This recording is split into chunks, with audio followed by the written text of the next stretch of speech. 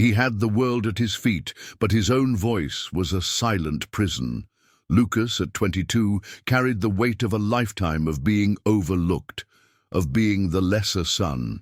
His older brother, a brilliant engineer, was his father's pride, a shadow that stretched over every one of Lucas's achievements. So, Lucas built his own fortress.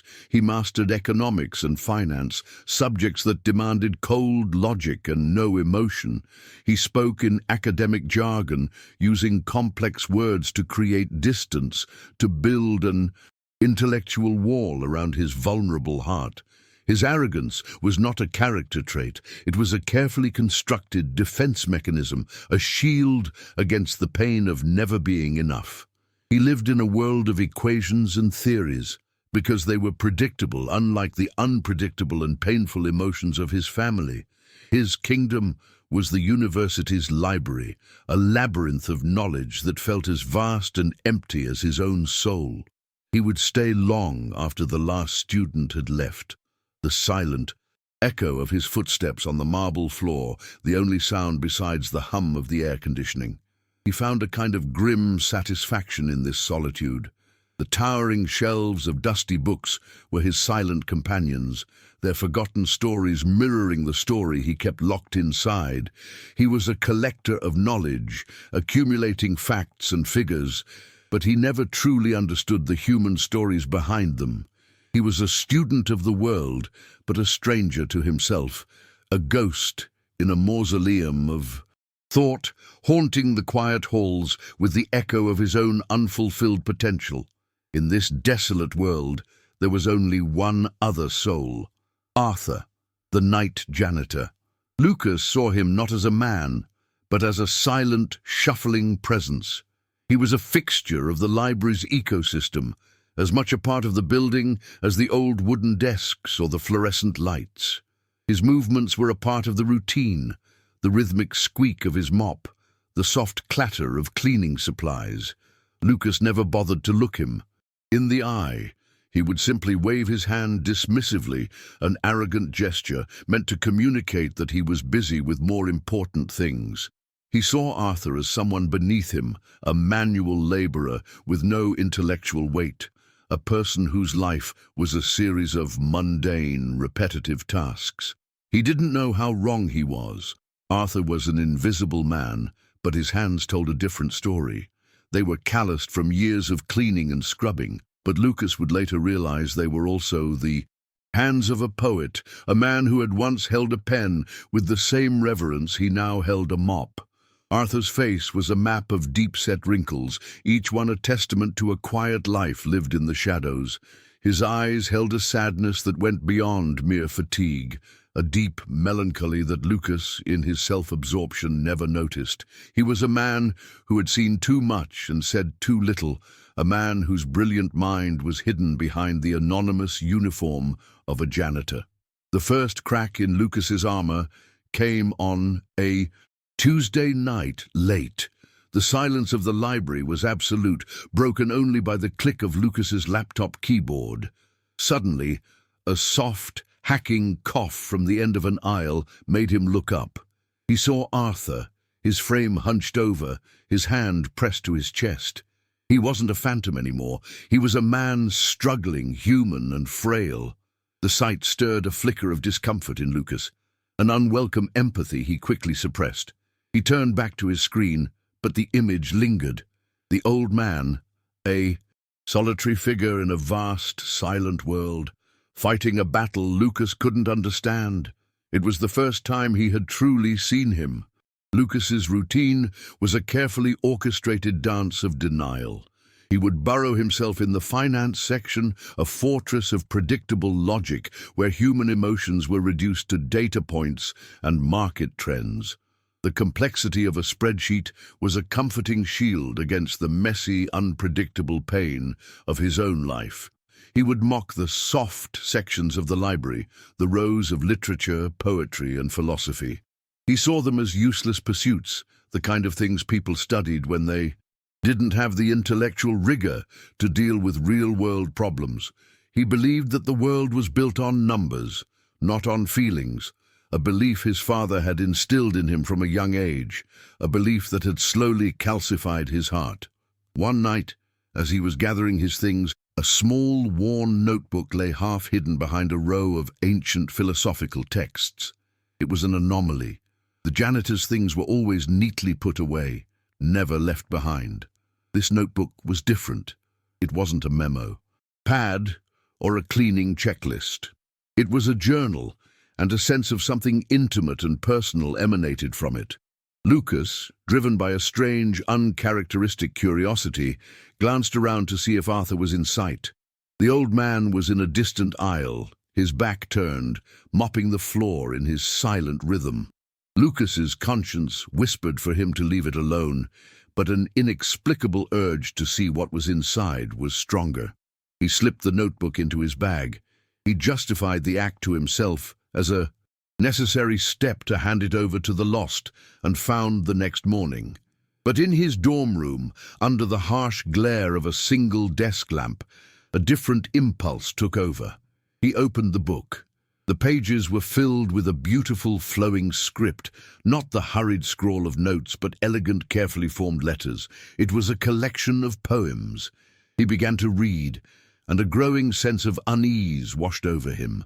The verses were simple yet profound, speaking of a life lived in the shadows, of finding beauty in the mundane, of loss and quiet resilience. They were a stark contrast to the academic jargon he was so accustomed to. The poem spoke of a world Lucas didn't know, of a man he had never seen. One poem, titled The Unseen, described the feeling of being a ghost in one's own life, of moving through the world without leaving a mark. The words resonated with a deep, forgotten part of Lucas. It was the same feeling he carried inside, the ghost of his father's indifference. The poem ended with a single, haunting question. What does it mean to be a voice when no one is there to listen? The question was a tiny shard of glass in his carefully constructed world, and it was beginning to prick at his consciousness. He suddenly felt a profound, sickening sense of his own emptiness, of the cold intellectual world he had built, a world where such raw, beautiful emotion had no place. The words continued to haunt him. They were more than just verses. They were a window into a soul. Lucas found himself returning to the library each night, not just to study, but to search. He began to watch Arthur, not with his usual contempt, but with a new, unsettling curiosity. He saw Arthur's hands, the hands of a man who cleaned toilets and swept floors, and suddenly they were the hands of a poet, a creator, a man of profound sensitivity. The contrast was a painful realization. He had judged this man, dismissed him as nobody, when in fact Arthur was a master of words.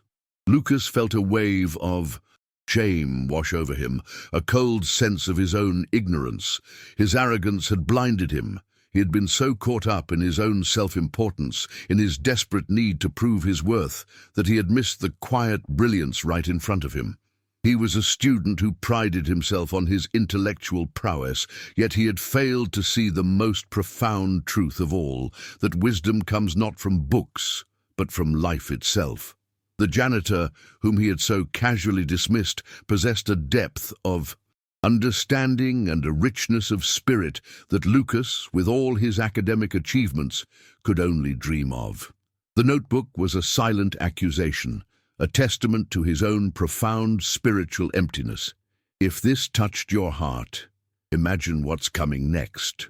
The following nights were an exercise in self-confrontation for Lucas. He would look up from his laptop, no longer dismissive, but with a growing sense of shame. He watched Arthur move through the stacks, and the janitor's simple movements now seemed imbued with a quiet dignity. The rhythmic squeak of the mop wasn't just a sound.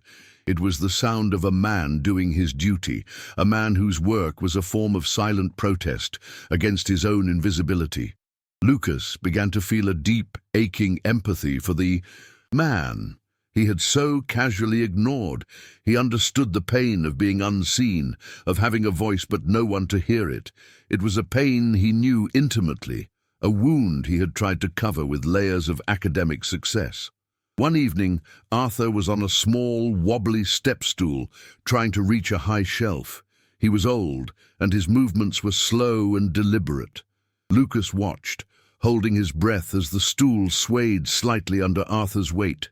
Without a second thought, driven by an instinct he didn't recognize, Lucas rushed over and stabilized the stool with his hand. The touch was brief, but it was enough.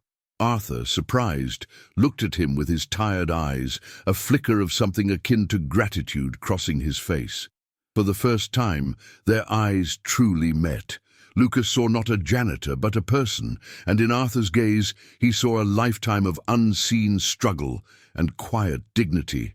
The moment was fleeting, a small, fragile bridge built over years of indifference. The chasm of unsaid things lay between them, bridged only by this simple act of kindness.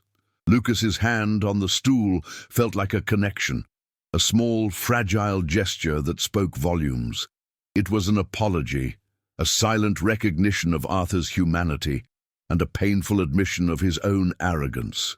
He had spent his life believing he was superior, and in one small, humbling act, he realized he was just another person, as flawed and vulnerable as everyone else. The emotional wall he had so meticulously built was beginning to crumble, brick by painful brick. He was not a conqueror of knowledge, but a seeker of understanding, and his journey had just begun. He knew he couldn't keep the notebook. It was too precious, too personal.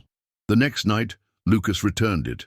He placed it carefully on the desk where Arthur would inevitably find it, a small, silent apology. He watched from a distance as Arthur approached the desk, his movements slow and deliberate. When the old man saw the notebook, a faint, almost imperceptible smile touched his lips. He picked it up and held it close to his chest, a gesture of profound relief. Lucas felt a strange warmth spread through him. It was a feeling he hadn't experienced in a long time, the simple satisfaction of doing something kind without any expectation of reward. This act of returning the notebook was a turning point. It was a silent admission of guilt, a step towards atonement. Lucas had always done things to gain something, a grade, a promotion, his father's approval. But this was different. He had returned the notebook because it was the right thing to do, not for any personal gain. This was his first truly selfless act, and the feeling of warmth and peace that came with it was more valuable than any academic accolade. He realized that the knowledge he had been hoarding was meaningless without a connection to others, without empathy, without kindness. Have you ever felt something like this? You're not alone. The realization was both painful and liberating. The arrogance he had used as a shield was now a heavy burden. He saw his own life in a new light, a life spent chasing the approval of a man who never saw him, a man who, like Arthur, had a quiet and private pain. The only difference was that Lucas's pain was loud and demanding, while Arthur's was a silent, enduring symphony. Lucas realized he had been fighting the wrong battle, not against the world, but against his own isolation. It was then, in that quiet, sacred space, that he made a decision that would change everything. The final turning point came on a stormy night, with rain drumming a rhythmic pattern against the library windows. Lucas was the last one there, and Arthur was in the final stages of his cleaning routine. Lucas saw him pause at the very desk where the notebook had been. He hesitated, then, propelled by a newfound courage, he walked over. "It's a beautiful book," Lucas said, his voice surprisingly soft. Arthur looked up, his eyes wide with a mixture of shock and wariness. "I didn't mean to read." "It," Lucas added, his arrogance completely gone, replaced by a genuine sense of humility. Arthur's face softened. He gestured to the chair beside him. "They are just old words from an old man," he said, his voice a low, gravelly whisper. "Words that never found a home." Lucas's heart ached with understanding. He saw his own pain, the unacknowledged genius, the lonely heart, reflected in Arthur's quiet humility. He understood the profound tragedy of a brilliant mind living in silence. Their beautiful words unheard. Lucas's own life had been a desperate scramble for validation, a noisy attempt to be seen. Arthur's life was a quiet acceptance of being unseen. Lucas realized he had been fighting the wrong battle, not against the world, but against his own isolation. It was then, in that quiet, sacred space, that he made a decision that would change everything. "They deserve a home," Lucas said, his voice trembling with emotion. "Will you let me read them to you?" Arthur's eyes filled with tears, a dam breaking after a lifetime of holding back. He nodded, and Lucas began to read the poems aloud. As his voice filled the silent library, it was no longer the arrogant, condescending tone of a self-proclaimed genius. It was a voice of reverence, of shared humanity. He gave voice to Arthur's forgotten words, to his hidden pain and quiet triumphs. The words were a symphony, and Lucas was the conductor. The library was no longer a silent mausoleum, but a concert hall filled with the beautiful music of shared emotion. As he read the last poem, he looked up, and in Arthur's tear-streaked face, he saw not a janitor, but a fellow soul, a partner in a shared human journey. The arrogant student and the invisible janitor were no longer two separate entities, but two halves of a whole, bound by the profound power of a single act of kindness, a shared moment of grace. Lucas finally understood that true greatness wasn't about grades or accolades, but about connection and empathy. He had found his purpose, not in the pages of an economics textbook, but in giving a voice to a man who had been silenced for too long. He had found his own voice by giving his to another. The ghost in the library was a ghost no more. He had found his humanity, and in doing so had found himself. The rain outside had stopped. The storm was over, both in the world and inside Lucas's heart. He closed the notebook, a final, reverent gesture. The silence that followed was not empty, but full of understanding and peace. He had come to the library seeking knowledge, but he had found something far more valuable, a connection that healed him, a wisdom that transformed him, and a friend in the most unexpected of places. The echoes of a forgotten maestro would now be heard, a broken symphony finally made whole. If this story of shared pain and unexpected connection moved you, remember that everyone has a hidden story. Subscribe and join us for more journeys of hope, resilience, and the quiet heroes who walk among us.